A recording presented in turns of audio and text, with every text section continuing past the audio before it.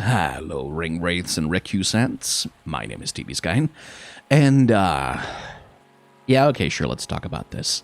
I actually wanted to just keep my January for kind of a winter break sort of holiday while I try and get myself a little bit in order from a challenging 2022, but hey, you know what? Riot has given me the opportunity to chat about this, and so I guess I'm gonna take it. This is The Brink of Infinity, the Season 2023 cinematic for League of Legends, featuring Mia Sinclair Jenis and Two-Way, who are composers, Two-Way specifically are composers who have worked with Riot on many of their trailers in the past, including last year's trailer.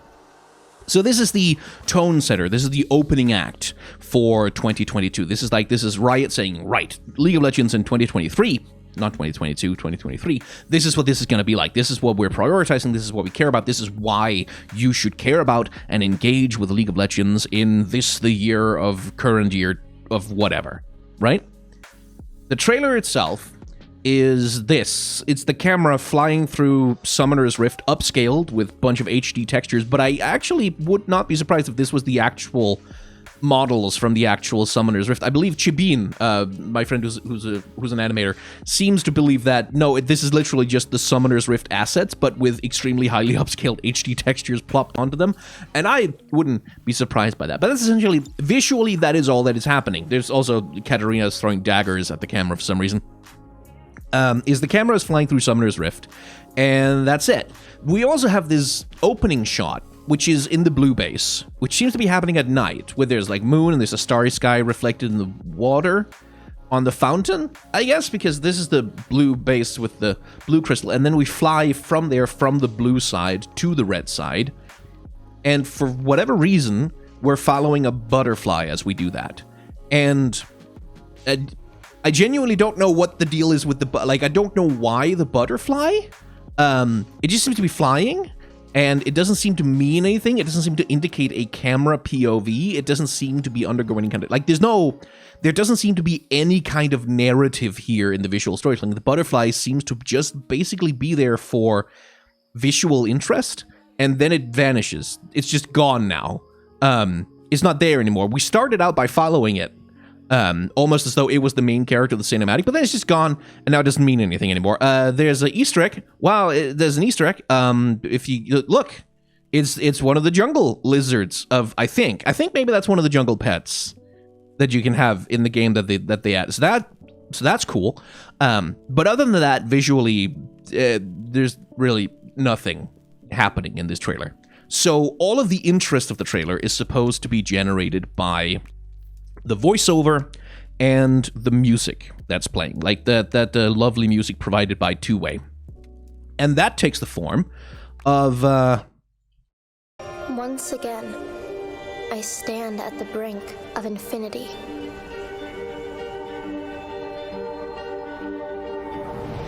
What lies beyond the shrouded path? Death? No, nothing that simple. That's what it takes the shape of. It is, I believe it is Powder's voice actress from Arcane, if I'm not much mistaken. She's reading out a poem that's composed mostly of quotes taken directly from Champion voiceovers, and we'll talk about that. And there's this sort of stirring cinematic style, like big orchestral track playing underneath it by Two-Way, which is extremely unremarkable. I couldn't really identify a melody or a theme or a leitmotif in there that was particularly attention-grabbing. It seems to be very generic, like here's some epic orchestral music for a fantasy scene that they've sort of slapped on there. And the emotional interest is supposed to come from this poem that she's reading, which sort of, again, it's cobbled together from Champion quotes. So in terms of what it's trying to say thematically, it's limited, but it's basically sort of saying, oh, there are challenges out there. There are difficulties that must be overcome, and then we shall overcome them, and that's great and that's amazing. Which ties into the secondary component of the cinematic, which is that as the camera is flying through and as this poem is being read out loud and as the orchestral music is doing its little thing, there are also esports quotes. Specifically, there are like big moments from esports things and matches that have happened with shouting shoutcasters like Quick Shot and like Faker, what was that? That play that they will never stop bringing up, I'm sure. Big hype moments from the esports season that was and the esports seasons that have been. That sort of play in the background.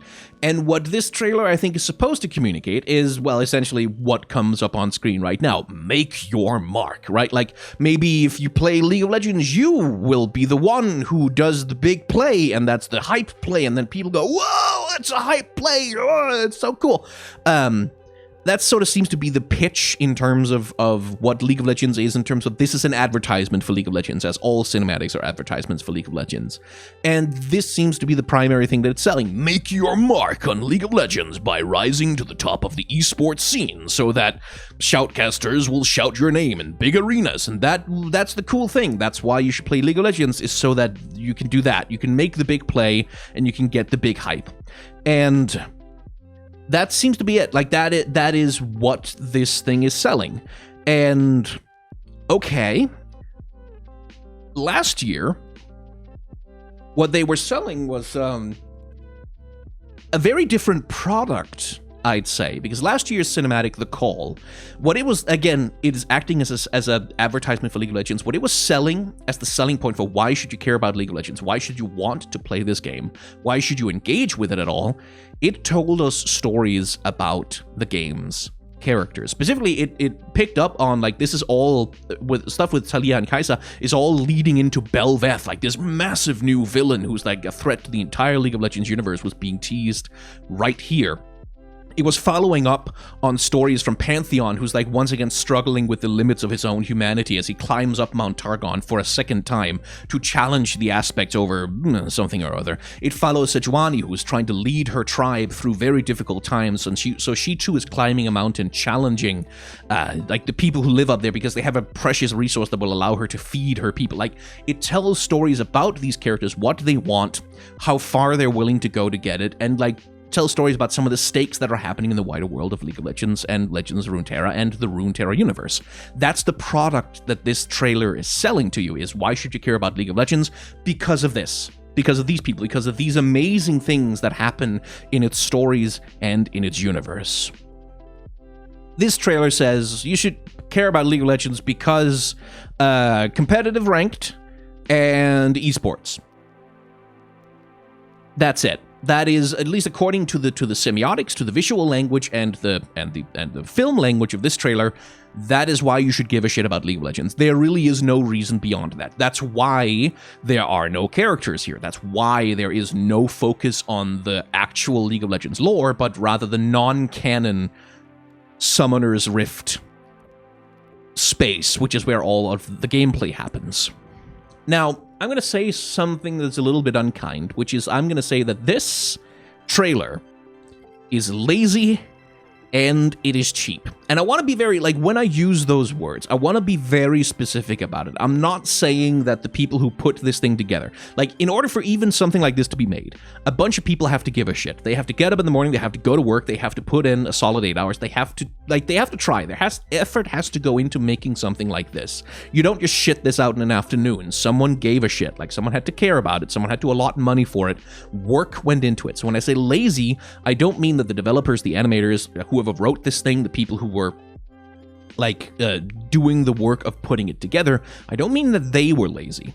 I mean that Riot Games, the corporate entity, the company, they were lazy and they were cheap, because the measure of this thing right here, is a measure of the resources that were dedicated to making it. This thing is as good. This is the trust that I have in the people that worked on it. This thing was as good as it was gonna get on the budget and the time that they had. And so what's on display here is that Riot themselves, like the company, decided we don't give a shit. We don't care. Like, we don't have a vision for this. We're not interested. Here's some money, like some pittance that we don't need for our esports things or whatever. Like, who gives a shit? And you just make something so we can put a trailer up on the YouTube channel because people expect us to put up a season beginning trailer. We just need something. This is space filler. right? Like, this is just filler. This is just a thing that is there to fill a slot that needed to be filled, but not because anyone gave a shit, not because anyone had a vision or a strong idea, or because there was anything meaningful that needed to be communicated. It's just, this is a season start cinematic because we needed to have one of those.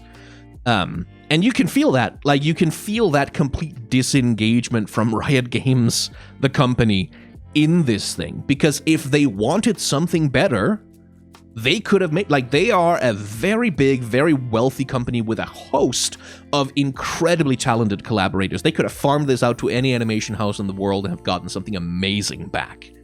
I'm oversimplifying, but like, basically, with the amount of money that they have and the amount of planning time that you do have to make something like this, they could have done something amazing. And I will give them more credit than they probably deserve. And like, maybe they had something better planned. Like, maybe there was something better in the works, some kind of cool, amazing trailer, and something terrible went wrong in the production process. Maybe someone they farmed, outsourced the work to, used copyrighted assets that Riot can't put in a teaser trailer, and they're like, oh shit, we don't have a trailer now, we need to just get someone to put something together in 2 weeks, like whatever. Like, maybe some kind of unnamed internal disaster happened, and I am being and we're all fools for being critical of it, but I don't think so.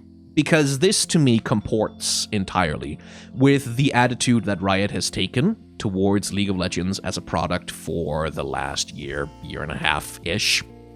And towards the products that they make for League of Legends. Which is that they seem to be entirely disengaged from the notion that League of Legends is anything other than a competitive ranked game. And this is something like other content creators have been complaining about this for ages, and certainly the community has, that there really isn't any casual fun to be found in League of Legends anymore. Like, there aren't Nexus Blitz, yeah, it's not going to come back ever. We know this. ARAM is this sort of casual mode, and even there you get fucking tryhards who scream slurs at you because you missed your Q or whatever on Nidalee, a champion you haven't played in 3 years. There isn't really any sort of casual engagement in League of Legends, the video game, and Riot seems to have taken the consequence of that and said, yeah, we don't have, like, there's no point pandering to the casuals, there's no point trying to bring people in for any other reason except playing ranked on Summoner's Rift, or maybe the occasional normal.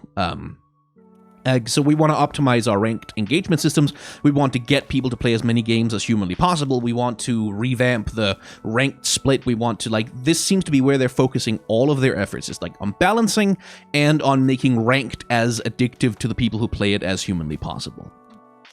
Outside of that, they don't seem to have much of an interest in engaging with the narrative universe of League of Legends, as evidenced by the quiet but substantial number of creative forces internally at Riot who have been leaving or going to other projects. It's not been a big, loud, obvious exodus, but I've noticed, like, there's a bunch of people who just sort of quietly have moved on to other pastures. Moved on to other projects, some of them within the League of Legends IP, but not all of them, who also just have moved on from the company to do other things, for which, you know, given the kind of company that Riot can be, you cannot blame them. And this is something that extends also to Legends of Runeterra. Like, Legends of Runeterra is no secret has been struggling, right? It's never really captured the competitive, or they never really captured the collectible card game market. It's still competed very heavily with Hearthstone, which is a tough competitor to beat because that game has its hooks in people. And they never really established a huge foothold or any domination in the space. And so Legends of Runeterra recently saw like a huge downsizing of its ambition. Right, like the Path of Champions thing, all of their narrative ambition, a whole bunch of their writers were just like basically sent away, moved to other projects where they could contribute more to. Like, Riot obviously had a very positive framing of it, but it was they fired them. They fired them and moved them to other projects. Like, they said, go to another project or else leave the company, basically, and then the writers had to go. And it's all signaling the priorities of Riot Games as a company is that they have basically decided that they don't care about League of Legends, the game, as an entry point to the League of Legends Runeterra universe. They don't really care about Legends of Runeterra because it's not making money, it's not being very successful, and so no point spending a bunch of money trying to tell stories and do narrative down there because we don't really feel like it's driving the broader engagement metric. It's all business shit, right? Like, it's all business, the thing that we all know about, and we all sort of accept that, yeah, we live under capitalism, these are the rules for how this kind of stuff is governed, but which none of us like. Nobody likes it. Even the people who say, well, it's just business, just the way the companies do. Even the people who say that, who make those excuses, don't like it. Like, it's not a good thing. No one in the world thinks that it's a good thing, except the fucking ghouls in business suits masquerading as human who sit around jerking off over how much value they've delivered to the investors and the stockholders over the past fiscal year. No one else thinks it's a good thing. No one else thinks it's cool. No one else thinks it's nice or better that they do that. But those are the stakes. That is where League of Legends is in 2023. And I'm not saying that's going to be forever. Like, Riot has pivoted many, many times in the past. And the thing is with Riot, the thing that pivots the company one direction or another is usually that someone who has a particular passion and who has the ear of upper management or someone with the decision-making power forcibly pulls the company in that direction. That's happened many times in the past, and it's entirely possible or probable that some powerful creative force within the company could emerge to drag it back into actually trying to, give a shit about the narrative universe that it's established, rather than release 2 stories in a whole year and pretend like everything is fine, which is what they have been doing. But this is where League of Legends is going. This is what League of Legends is going to be in 2023 and going forward for the next couple of years. And so, as Nikrit, my good colleague, and Scooch, someone who I have haven't really talked to him, but it seems very nice, as they have before me, I too am announcing that, I am stepping back from League of Legends a little bit. Like, I'm probably not going to engage with that as much as I have been engaging with it. I'm not quitting it. Don't worry. This is not that. There will still be What's the Deal videos. I still love this narrative universe. I love these characters. I'm not just gonna jump and run away from them. And also, I rely on them for a bunch of my income. Unfortunately, League of Legends content is still my most popular content. Which is not to say that I'm doing it just for the money, but that the money is definitely a consideration. I'm still gonna do What's the Deal videos about champions. I'll still engage with it, and once Arcane Season 2 hits, you can bet your ass I am talking about the hell out about that shit, but I'm probably not going to follow this game so closely. I don't know that I'll be doing very fast videos about the new champion. Shorts, maybe, on the Shorts channel, but yeah, my content plans for 2023, I'm sort of doing the same thing that League of Legends is. I am taking a look at the situation as it presents itself. League of Legends concluded most of our players don't give a shit about our lore, which is true. Like, it is true that for many years they've spent a bunch of money, maybe not as much as they should, they spent a bunch of money on the lore, on the narrative department of sort of trying to push into that, even though it didn't really make them any money. And their data has probably told them that, players aren't engaging with this very much. From our perspective as a soulless ghoul business corporation, this isn't really bringing any value to our customers, so we're going to down prioritize it.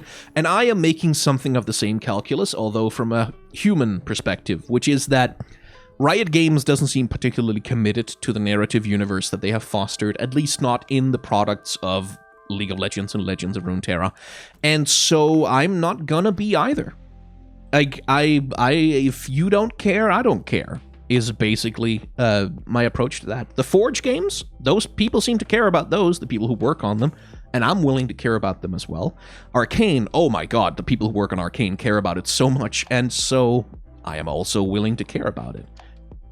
But Riot doesn't seem to care that much about League of Legends itself, at least not in the way that I would. They care about it as a competitive product, which is fine. Like, I'm not really knocking that, it's just not for me, And so, I am going to be beginning the process of actively pivoting my channel towards doing other things, like the boss designs of Elden Ring, for example. People keep asking me about it, and it is on its way. It's just, I have to get some things in order, and also, 2022 was a fucking year, man, and I need a little time. Like I said, I wanted January just to kind of catch my breath and Actually, let's stop looking at this fucking cinematic. It's depressing me. Let's look at the call instead. Let's just loop that while I talk. It's, melancholy to see, especially after the call. Like, Jesus. Just a year ago, this was the level of commitment that Riot actually had to their narrative universe. And now, gone. Gone, just snuffed out. Depressing. But I'm going to be starting the process of pivoting my channel towards other things, which is going to mean I'm going to take a hit it's going to cost me some money, which is going to suck. So, hey, if you want to sign up to my Patreon, help, you're more than welcome to do so. But yeah, it's a sign of the times. Like this, with the season cinematic, League of Legends Riot Games are signaling how much commitment that they're willing to give to you, the player. They're signaling how much they're willing to care about things. They're signaling which things they care about. So if you care about esports, if you care about ranked competitive play, 2023 might be a great season for you.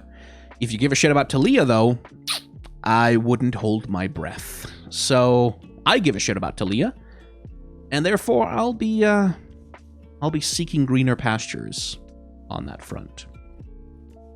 But yeah, this cinematic, like, really, it is cheap. It is cheap. This is a bunch. This is literally just Summoner's Rift with upscaled assets, and a child actress reading a terrible poem over it. Because let's talk about that fucking poem. Actually, let's talk about that poem. I have it written down here. Once again, I stand at the brink of infinity. What lies beyond the shrouded path? Death? No, nothing that simple. The best part of me will live on, and the scars I leave behind. I do not fear the darkness. I will brave the shadows, trusting nothing but my strength. I have found my limit 1,000 times, and still I press further. Every mistake a lesson. Now I will teach them to fear me. I will become what I must be, and here's the cherry on motherfucking top. Why? Because I can. And that was the line that kind of like... it kind of solidified to me how fucking lazy this is, because, and again, like, if the writer of that poem ever sees this, I'm sorry, I know you were trying to do something cool, like references to the quotes from the champions and stuff, like, I know you were trying, but taking a bunch of disparate champion quotes and mashing them together into a poem just does not make for compelling rhetoric, I'm afraid. It just doesn't. Let me just stop this thing flying around before I get motion sickness. So, okay, what's the theme of this poem? I'm putting my English teacher hat on here, and I'm going to shit on this thing because just to vent some frustrations, I guess.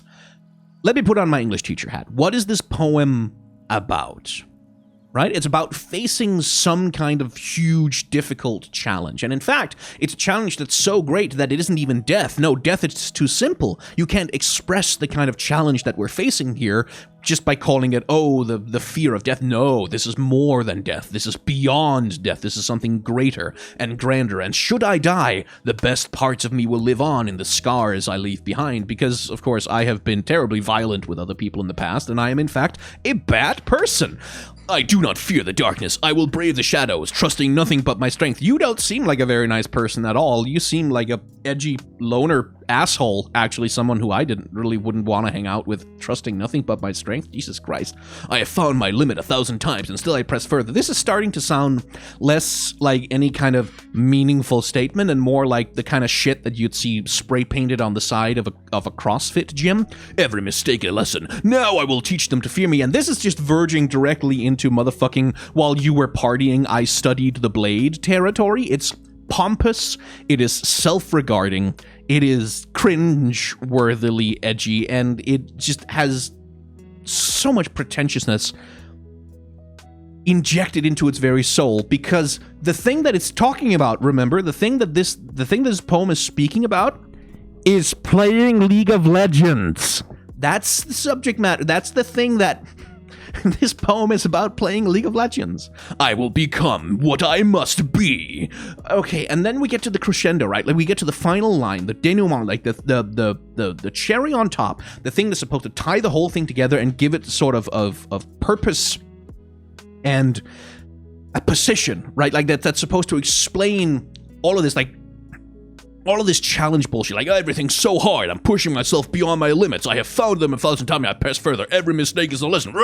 Why are we doing all this? Why are we going through all these trials and tribulations? Why are we suffering all this difficulty? Why are we trusting only our strength as we brave our way through the shadows?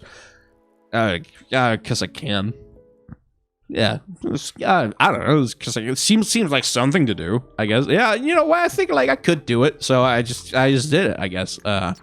I had some PTO, didn't really know what to do with myself. I didn't want to go to Disney World because like it's so fucking far away and I have to fly and like, yeah. So like, I don't know, what can I do instead? Like, I guess I'll stand at the brink of infinity and gaze beyond the shrouded path instead because I can. Really? And this is a Katarina quote, by the way. This is from Katarina, the same character whose joke is, if you run, you won't see me stab you.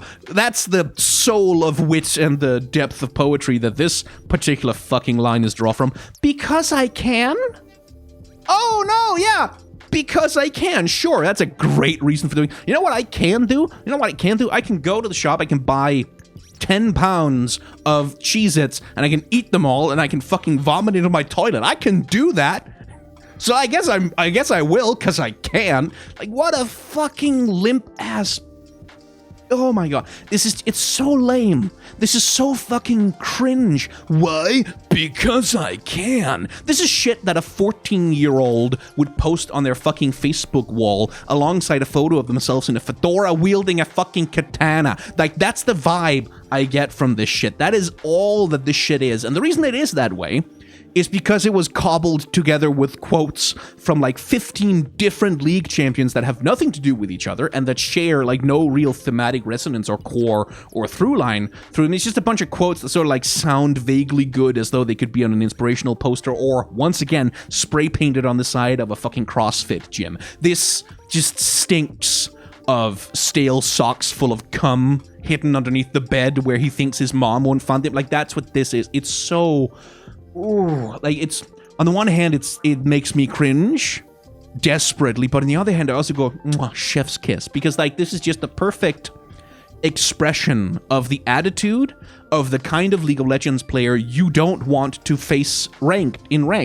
The kind of League player who just does not have a life, who has invested this silly little video game with way too much importance and invested way too much of their identity into their ranked competitive like position, and who will become insanely angry and racist the moment anything happens that threatens their promotion series. That's the energy and the value. And for that perspective, yeah, you know what? Good job. You really did express League of Legends as an aesthetic in poetry. Good job on that one, but I'm not sure that's the thing you want. And it is carried so entirely by the performance of the voice actress. Like, she did a very good job with this stupid garbage. She did a very good job with it. She really leaned into trying to give this thing some kind of emotional resonance through sheer performance, and she almost managed it, but she couldn't really get there because that's the thing she was building up towards. All of her acting prowess, all of her voice acting skill was building up to this fucking line. Why? Because I can. Like, who do you know who says that shit? Like, when they do something fucked up, and you ask them, why would you do it? Because I can. Like, what kind of person says that? It's not a nice person. It's not a person who's worth being around. It's not someone who you want to talk to or be friends with. And they put that in as the climax of their advertisement for why you should play League of Legends, so you can become the kind of person who says this shit out loud unironically. Oh, good lord. Anyway, this cinematic sucks. League of Legends is going in a direction that I don't find very interesting. I still love the characters. I still love the universe. And I'll talk about them because partly that's my job. I do have rent that needs to be paid, and that is an honest consideration that goes into what kind of stuff I make content about. And don't worry, I'm not going to be sitting here like, oh my god, I have to make a League of Legends video. I don't want to. I'm going to choose subjects that I care about, that I'm interested in. And certainly, like, Renata Glask still deserves a video because that's a great fucking character who deserves to be in a much better video game than League of Legends. But yeah, If this is Riot's commitment to the state and the quality of League of Legends in 2023, I don't think I'm that interested in being engaged with that product as much as I have been anymore.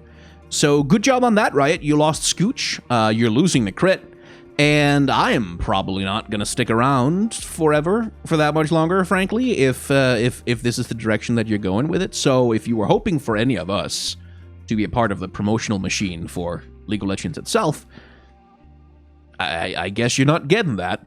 I'm sure you're gonna be fine, though. You have top quality cinematics and epic stirring poetry like this cinematic to buoy you up, so future of the game is looking bright, I guess. I hope the shareholders are very happy with the returns that you're delivering on it.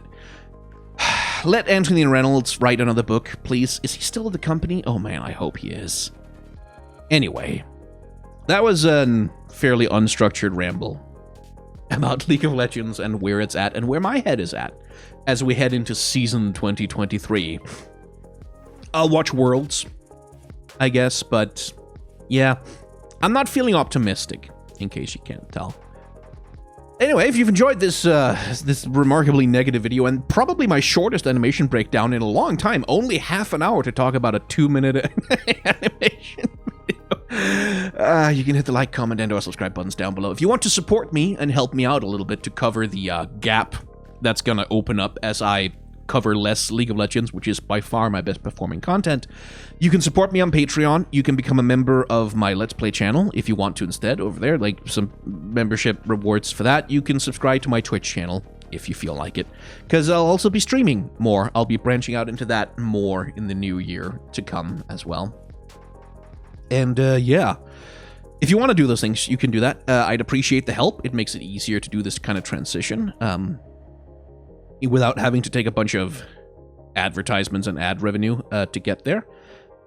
And yeah, I wasn't planning to do this video. This isn't scripted or anything. I just felt like I really needed to... like, that trailer really just cemented all of my feelings about this fucking game that have been building up over the course of 2022, and took it as an opportunity to talk about them. So, thanks for watching. Remember to be kind to one another and have solidarity with those who are worse off than yourselves. And may the tides of history wash gently over us all.